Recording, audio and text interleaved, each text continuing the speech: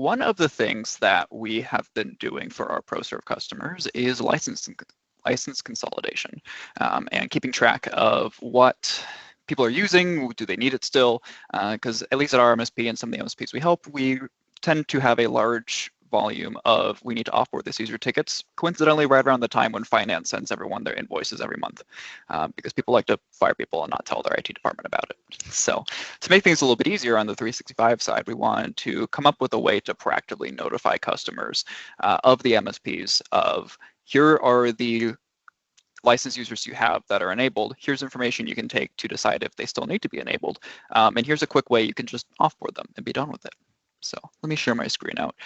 So pretty simple workflow. We just have a few things here. We'll dive into the sub workflows in a minute. But basically, this is a workflow that runs on a schedule for every single one of our customers here. So as always, we're going to start off with a defined beginning and then go into an action that is listing users. We're going to do a few filters on this. We're going to make sure the account is enabled first off, and then we're going to return a number of items back. We're going to get the display name, the mail, ID, assign licenses, and sign-in activity. One thing to note, sign-in activity is something you do need Entra Premium to return out of the Graph API. You will get a API error if you don't have Premium because you can't return that value without it. So just make sure this is running on customers with Entra ID P1 or P2. Once you get that, you're going to get a response here, and what I'm doing is just filtering out users as long as they have some fashion of license. So I'm doing a for loop, so for user in user. As long as that user has a assigned license count greater than 0, go ahead and add them to the output of this variable here. So that's all well and good, but the problem is when we get this out of Microsoft, you can see the SKU IDs are not superhuman readable. I don't know if you want to send CBDC 14AB and the whole rest of this to your end customers and expect them to know what that means. So we're going to take a further step before we send out the information. We're going to go ahead and get the friendly licenses. And Roost actually has a super cool template that they use in their Rock workflows that we can pull from here. So we're going to go for each license user, go ahead and get their license details. And then we're going to flow this into the 365 lookup table, which is a template. This is the Rock template for, once it loads, license lookup. And you can see they've done the legwork of mapping the display name, string ID, GUID, service plan information for all of the different possible licenses that Microsoft may have. So thank you, Rock, for doing this large bulk of work for me. Once we get that, we're going to go ahead and map the licenses together. This is going to be a Jinja query. So product display name for license in the license table. And then for user license, we're going to go ahead and look up the string ID. If the string ID matches an ID in the lookup table, go ahead and make a list of it. We're going to go ahead and deduplicate things down into unique licenses and then spit that information out. What this looks like in here. And while I'm here, if anyone is ever trying to get into reviewing results and you don't see all of the results you think, make sure this toggle is turned on to include sub workflows. You'll see a whole lot more information returned back at that point. But we can see we've passed in the information for Dwayne "The Rock" Johnson. We can see in the information here that we're able to go down and look and turn this long GUID for Business Premium into Microsoft 365 Business Premium. Nice readable name out of that. So once we collect all this information together, we're going to bubble this back up to our master workflow here, and then we're going to get a list of friendly names. And then we can send the report out. So this is a report going out of SMTP to go. We have the license report for organization name. This is just the org that's running the workflow. And then we have an HTML document here written with my good friend ChatGPT. I talk about this a lot on the Rock calls, but if anyone's trying to get a good HTML document spun up, just ask GPT to make it for you. It's pretty good at that. So we have a user license report. Please find the list of enabled license users below. And we are just iterating for user in that friendly name list. Go ahead and list out their display name, their mail, their license, and sign-in activity. What we're doing here is we're taking the current time, we're subtracting 7 days from it, and we're saying if this number is less than the last sign-in time, then go ahead and put a check mark on there saying they've signed in the last 7 days. If it's not, put an X on there. And then in the last field, I'll get into this in just a second, but we have an offboard user button. This is going to a webhook for this automatic user offboard. And we're using some URL queries to input information we need. So we're inputting the organization ID to fill out the correct trigger for the correct organization. And then we're running a query for user ID, requester, and then username of the user. So a lot of code. What does it actually look like? Let's go ahead and run this. And we'll find out. This is our lab environment, so I am hoping that the fixes to licensing and AD sync that I did very rapidly before I started presenting today is working. Awesome. And I just got an email from licensing@utop.tech. So we can see we have a number of users in here. Because this is a lab environment, none of them have signed in the last 7 days, but we have a nice formatted table. If there was more than one license assigned, you would see, since it's bulleted here, a list of them, but we can see all the users of the organization, their email, their signed licenses, if they signed in the last 7 days with that little emoji, and then an option to offboard a user. So let's give that a try. We haven't had Goots make Goots sign in within the last 7 days, so he must be terminated. Sorry, Goots. It's honking at too many people to be a productive working environment. So we'll click on offboard user. Awesome. Now we can see that the URL here has been filled in. So the trigger ID is going to remain the same ID for all the triggers, and the information after that is going to be the organization ID. So we're dynamically generating the correct trigger URL for the organization, and then we're putting a number of information in here. We have their Goots user ID, the requester information of the person who received the email, so we can log who actually clicked the button, and then the username of the user to offboard to fill in the information here. And we get a nice confirmation, success. Your request to offboard has been received, ticket's been created, you and the user supervisor will receive the confirmation email. So what is this going to do? Let's talk about the trigger first. So because we are doing a GET request on a webhook, we are able to have this response body. And I am building another HTML document dynamically off the information we get here. So params data is going to be just a JSON dump of the request information. And then we're going to fill in details. So we're going to say, if the params data username is defined, this is the minimum amount of information we need to offboard the user, the username. So we're going to give the success information at that point. If params data does not contain a username, we can't do anything with this, and we don't want to tell the user it worked when it didn't. So we're going to generate a different message. We're going to say, oops, something went wrong. It looks like you clicked the link to offboard an employee, but information we need to complete this request was lost along the way. Not to worry, if you're seeing this, we've been alerted with a ticket. So we can display different information to the end user depending on what is filled in those queries out of this response body object.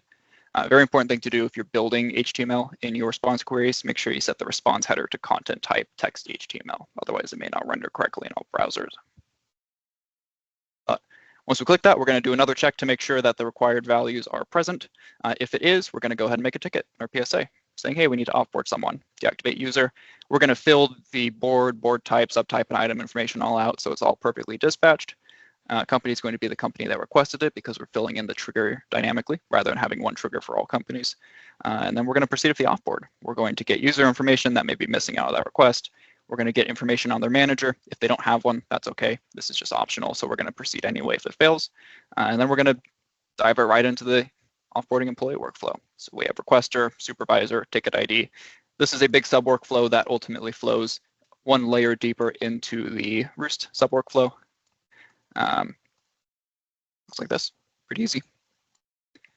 Once that's done, if it worked, we'll add a success note.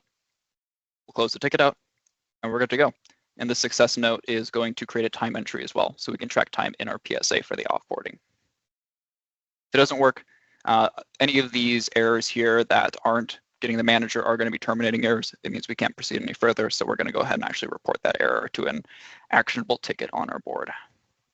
So let's see if this ticket got created here. Again, this is a lab environment, so we may have had an issue, but I'm going to go ahead and pull up our PSA in the other window here and see if I can show off what that looks like.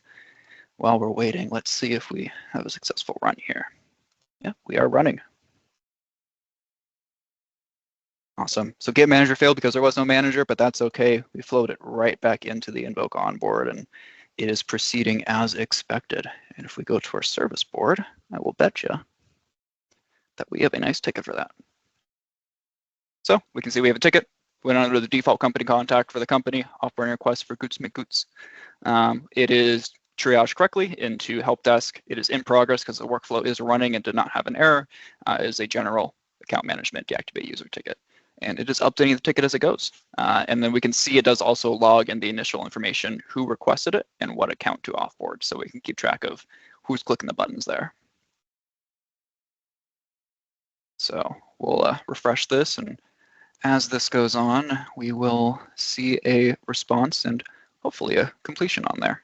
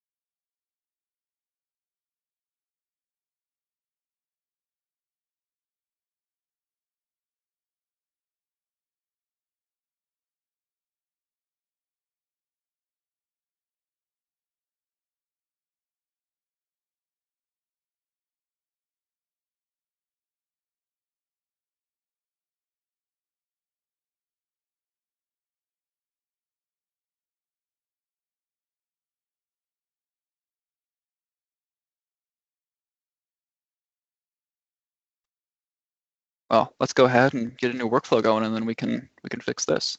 So before we flow into this automatic user offboard, we are going to want to do a offboard confirmation.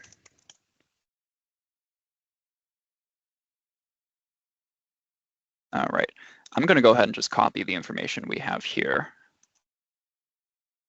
and make a new webhook. I can type the word confirm, turn that on. Webhook. I'll come back to the overrides in a moment. Perfect. And then we want this content type to be text HTML so it renders correctly.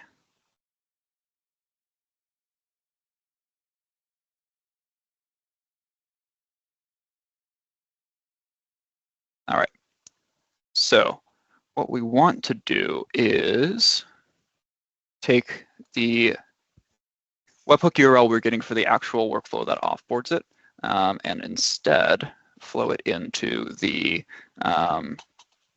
web page we're going to render on the other one. So let's go ahead and take the URL building we do over here.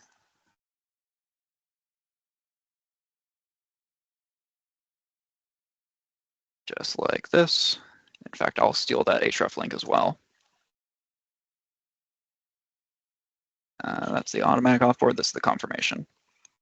So your request has been received, and then instead we're going to say, please click here to confirm you want to offboard. And then I will grab this element here.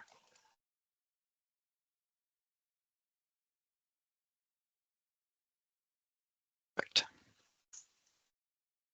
And I'll get rid of that success too, just so we have a confirmation.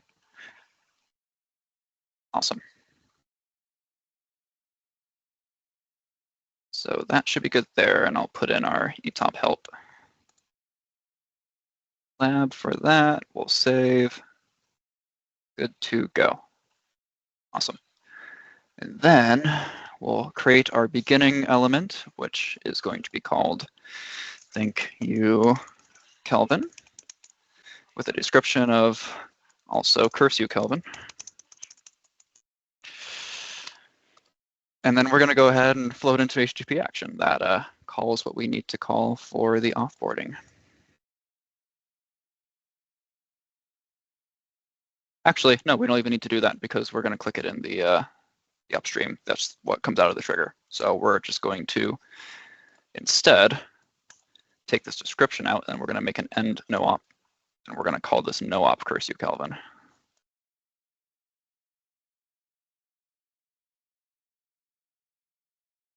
Awesome. We'll save that. Join the cyber drain. CTF, by the way.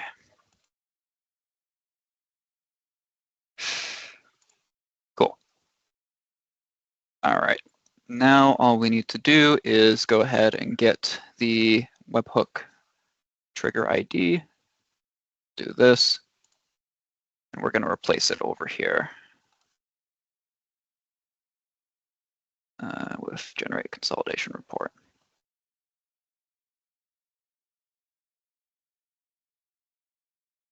Then we'll get rid of the org ID since we're going to fill that in separately. Okay.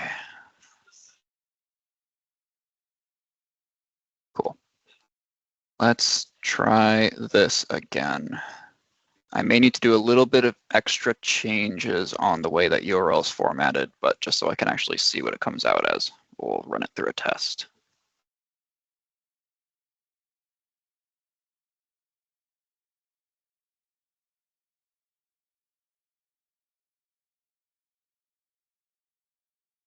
While we're waiting, if Aaron is still here, do you have any features you need to leak today? I'm just looking over the chat. It has been a little bit of time since Aaron stressed out the marketing team.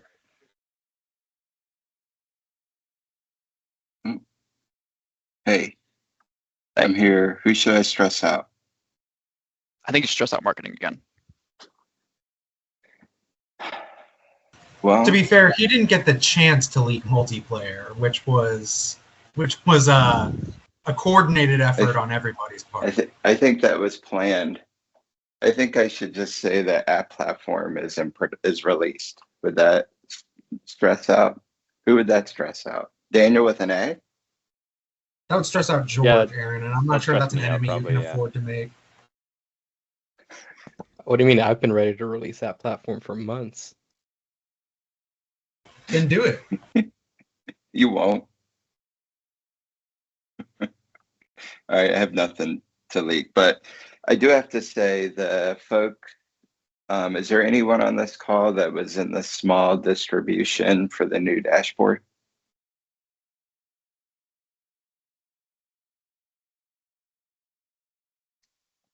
Let's see.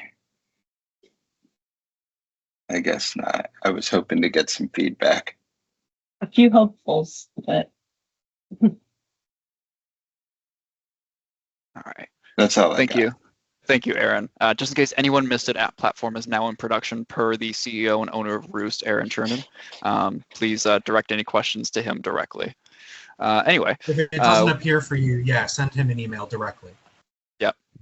If he doesn't respond, you can also reach out to adam@roost.io because it is his birthday today. Happy birthday, Adam. Anyway. 4 or 5 method not allowed. What does this mean? It means we are trying to run a GET request on a webhook that is only allowing a post, which is because I didn't change this to not be post. So this needs to be GET.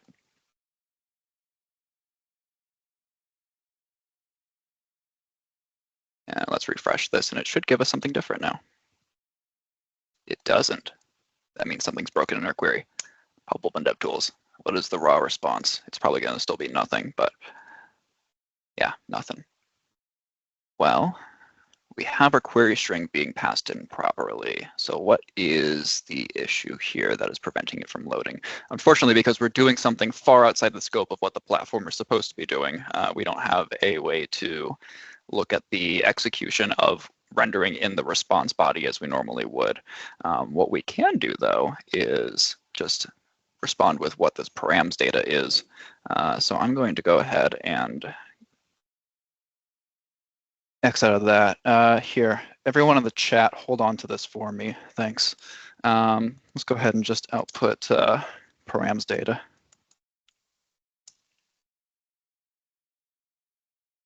someone remind me to change that webhook ID when I'm done here.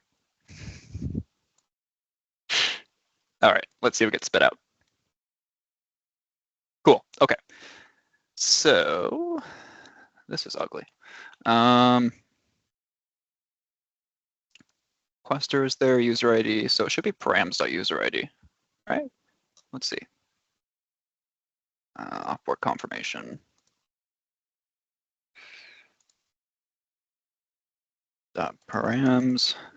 Params.user ID. Does that give us what we want? Does that just shrink it down to one thing? No, okay. That does not give us what we want. But why? What are we missing here? Grant dropped it. Okay, we'll have to make it again. Because you're dumping it as a JSON string. Am I? Yeah, I am. Right there, JSON dump. Yeah, JSON you're dump right. was right there. So that's why. And stop it from spreading. Move your car into a well-lit area with direct sunlight and open all windows and doors to air out the vehicle. What? Thanks. Sound like someone's Someone's car's I on thought that fire. was somebody asking a question for a second. Legitimately, I was trying to follow along. Oh, you know what? Hey, Yeah, while you're you're right, Mendy. work, I'm going from JSON dump and then I'm piping it back into JSON, which is probably So- not. Oh, why would you do that? Because I want to stress you out specifically. Okay, sure. I feel stressed. someone direct messaged me and said that Adam had a app platform demo. Is that true? Okay, yeah, there goes Aaron stressing people out. That was a DM to Aaron and internal, and I don't even know if Adam is around. So yeah, thanks, Aaron. I heard he built something in that platform for his birthday, so should probably have him show Can't you that. just set it to request and then just use request? You don't need to pipe to JSON or pump to JSON dump, right? Probably. Yeah, and then just use params data would work. Does So if anyone it's have being- any questions while this is being built?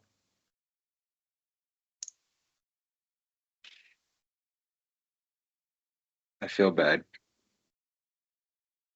I'm Really gonna help funny if the people. trigger saves doesn't actually publish the workflow, by the way, you actually still have to publish the workflow, potentially. That'd be also kind of funny. I don't think so, because I was able to change it earlier. Oh yeah, you Let's see what did change happens. it, yeah. Never mind. Yeah. All right. Well, we know that it is working over here, so let's do Try some. using request, maybe. Yeah. Well, it looks like it's like an object from the back end. Let's just do it this way, and then we can come back and do some further debugging when I don't have 153 people staring 53 at people me. watching you. Yeah, Don't you feel the pressure? I mean, a little bit. Yeah. like, why can't you get it working already? Let's just copy this. I have too many tabs open. There we go. All right. That should give me what I want. There is a direct graph of the usefulness of change commits, both in Roost and just Git commits in general. The more you submit it, the more useful they are. They go down. Yeah. Let's see. Okay, cool. That works. All right. Who still has the thing I posted in the chat? Who held on to that for me? Don't It's everyone up on type it my at screen, once. but Nah, I got it.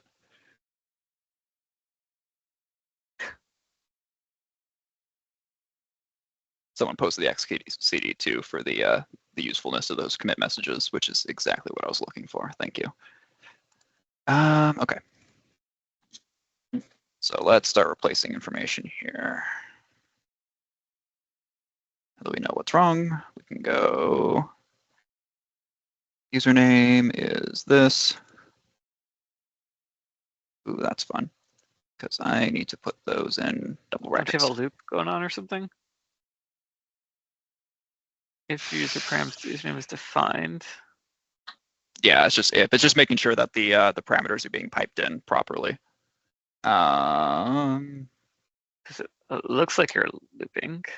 Or is Yeah, that so I just pulled taken this from, or this is taken from another action that was looping? Okay, got it. Yeah, it was.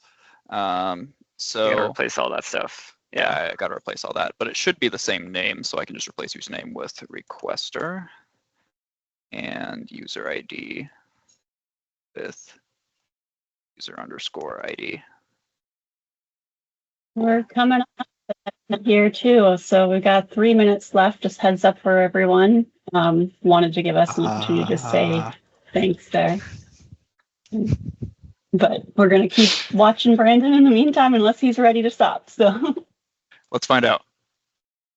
Still nothing. Okay, it's still broken. Why are we broken? What are we missing here? Didn't just Because fail. I have that. Oh, you're expressing nothing. Oh, that doesn't help. Yeah. Yeah. Okay, let's see. See checks organization ID. Oh, you know what? I also don't have that. I don't think that exists yet. Let's just, for fun here, I'm gonna hard code something. Yeah. Actually, it doesn't matter. It's just gonna be an href I can look at. We'll have to pipe that in a different way. Probably pass it through a query again. Okay, everything should exist now. Let's just double, triple check. Yes. I'm almost positive it's in that URL. Hey, cool, there we go. Okay, click here to confirm you want to offboard, and this URL looks to be like what I want it to look like. I just need a way to pass over the organization ID for the workflow that I need, because it's not there. Awesome. Cool. Well, what we can do then is add to the query that we generate for the confirmation. One of two things we can do. We can either use regex to pull it out of the URL that's already been generated, or just pass it as a query on here. Let's just do this because they don't charge you per letter in there. Org ID. Not yet, anyways. Not Too yet. many ideas. pause Hey, for a charging moment to for, say goodbye and thank you to everybody Is it who time? does have All right, to it's drop time. off. Thank you, Mindy, Brandon, Daniel, Leah, Brandon. I said Brandon twice, but that was intentional. Daniel twice. Thank you guys. Thank you, everyone. Good night, Moon. We'll see you all next week on same bat time and same bat channel. No, I'm fine. He just finished. Thank you, everybody. Meow. Meow. Thank you, everybody. Meow. Do you want to hang out and have an after show, or are we closing up? I have to go. So Meow. Feel free to See you, stick Kelvin. around if you want to. I've got a few minutes, All right. but Happy if birthday, anybody Adam. else, if anybody needs See you to drop later. off, by all means, drop off. I want to see if I can get this running with the correct information, and then we'll drop off here. This is significantly less YOLO when I'm actually developing and I have time to think, but this is like go, go, go, fast, fast, fast. So, all right. So this should be, let's just copy this, and this should be org ID, and then we'll be done. Yeah, it does that. Rams.org ID. All right, close, submit, save. Let's run this top level again.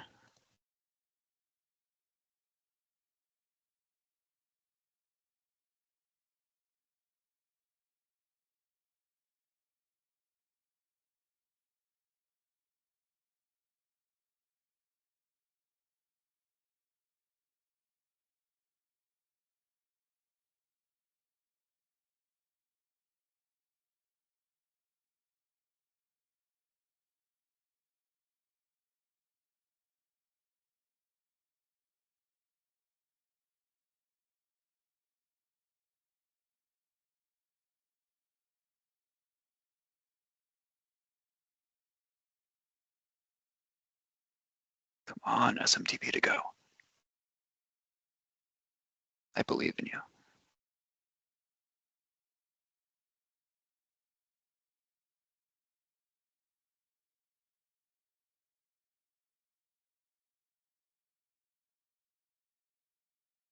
Yes. Okay. I see it here. Let's see what this shows as. Awesome. Okay. And we should have an org ID in there now. So if I click on that, success, request has been received. Now let's make sure it actually triggered the thing. We can go to automatic user offboard, look at recent runs, and can we see Dwayne "The Rock" Johnson getting fired in real time? We sure can. All right, well, 2 minutes over, but thank you everyone for sticking around. I feel like in a And more that's actually all right, 'cause production, we started 2 minutes late. So there we go. I think what would actually be best in a more production version of this is to send it to a form so they can actually put in their offboard options, like who they want to share it to and stuff. But as a quick V1 thrown together for the rock call today, I'm pretty happy with this. So thank you, everyone. thank you so much, Brandon. Thank you guys again. We'll see everyone next week. Bye. See y'all. Meow. Round 2.